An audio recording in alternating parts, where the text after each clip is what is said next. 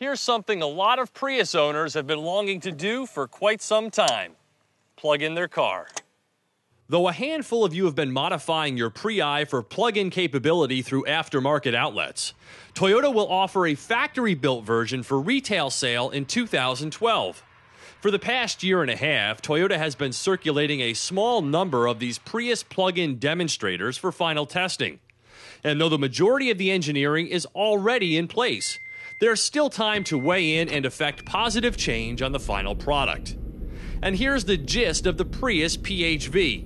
By switching the bulkier nickel metal hydride batteries for smaller, higher output lithium-ion units, the Prius plug-in vastly expands its fully electric driving mode to 13 miles at speeds up to 62 miles per hour.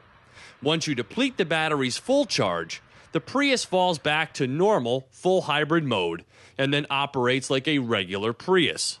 So the fuel economy benefits are obvious. Those first 13 miles on a fully juiced car will use little to no gasoline. The cordless Prius gets about 50 mpg.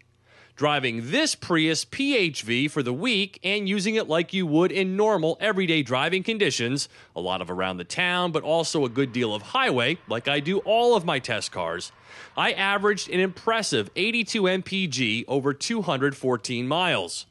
The Prius PHV drives well in all situations, just like the regular Prius. But the electric motor's increased 207 pound-feet of maximum torque delivers a refreshing burst of power, most notable at passing speeds. Now, I was diligent about plugging in every time I pulled back into the driveway, even if I didn't have the requisite 3 hours to restore a full charge.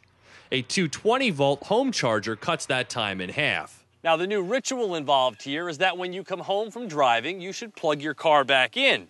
And if you're traveling, well, you can take the plug with you.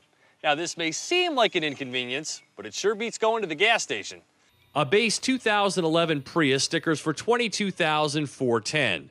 It's too early to say what premium Toyota will charge for this plug-in technology, but by the time it hits the market, it's going to be challenged by a number of competing cars, not the least of which will be a more nationally available Chevy Volt. Now, before you get into the semantics of how the technologies of the two are different, keep in mind that the general consumer doesn't care. Both cars run on electric, require them to be plugged in, and still possess gas engines. Almost assuredly, the Prius PHV will sell for significantly less.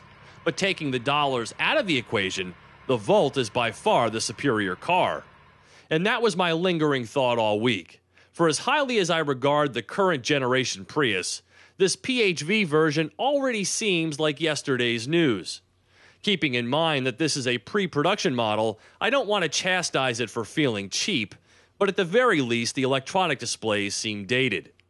As the Prius family grows significantly in 2012, the PHV will be just one of 4 Prius nameplates, including a wagon and a subcompact. The key to the plug-in success most likely lies with its price point in relation to the growing electrified market. For Drive Time on Yahoo Autos, I'm Steve Hammis.